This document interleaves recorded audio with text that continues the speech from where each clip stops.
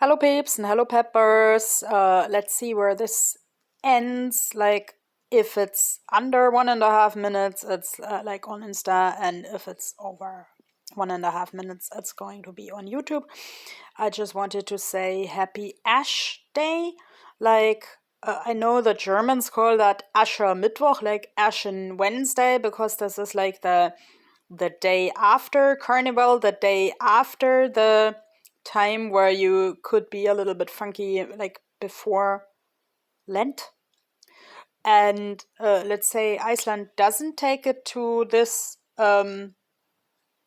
extreme, may I say, unless you happen to know people who have a connection to Germany and organize private carnival parties. But it's very common that the children dress up on Ash Day and sing and get candy for it, like usually in houses who marked their participation.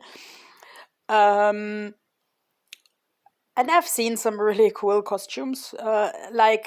Today, like just on the bus when I was running an errand, I saw a child in a minion costume. That was like really cute with the glasses and like eyes painted on the glasses. And that was really cool.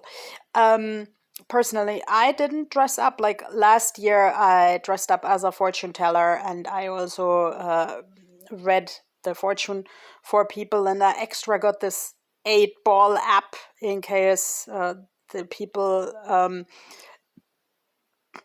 expected something crystal ball. But like today, I kind of was home most of the time and kind of grubbled and thought. And so I reminisced a time some years ago where I read a book where I don't remember the title, I don't remember the author, but I remember the way it made me feel when a young girl found out that she was like actually not a normal person, but a plant on feet. Like, I mean, she could think like a person, she could talk like a person, but effectively, when she cut herself in some way or another, there didn't come any blood, rather plant sap. And then, like some elf being told her, well, you are, in fact, a fairy, and you can blossom. So actually, at some point, a blossom came out of the girl's back, and that was around the Halloween time. And of course, that's also the time of like dressing up and singing more trick and treating for candy. So the elves and the few people who knew about the girl's true identity told her to kind of try out to be herself at a Halloween party. So, and I'm telling this story to tell you I was thinking a lot today how I really want to be. And I couldn't even make up my mind if I wanted to make this symbol of my grubbling rather a manatee or a Fiorolatre sea monster. Like, I still consider them relatives. So I'm just going with the flow. And yes, I really want to be like such a slow animal who can slow down in life but still be productive. Like, let's say I picture the Fiorolatre both a very kind and family-oriented animal and, let's say, capable of self-defense a lot. So yes, I want to learn to fend for myself. And but I still want to kind of find the way that like love would work for me. And one of my favorite sentences that was like circling through my head time and again is, I want to feel seen. Like, now that this looks more like a manatee, I can actually say that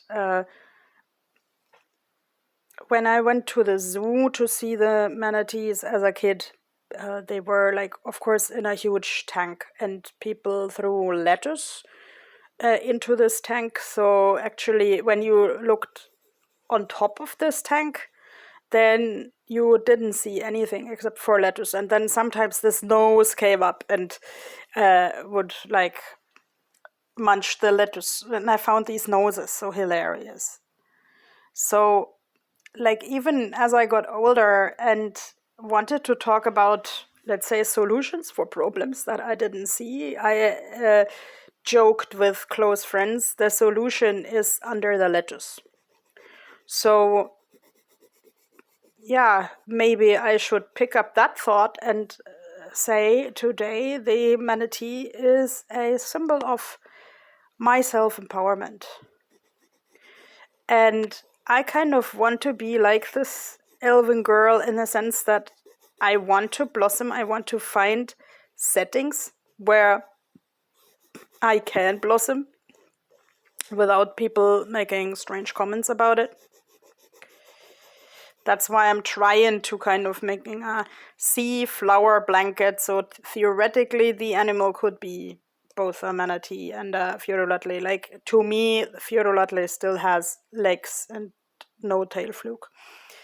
So you don't see any legs or tail fluke, so you can make up your own interpretation. And yeah, I just I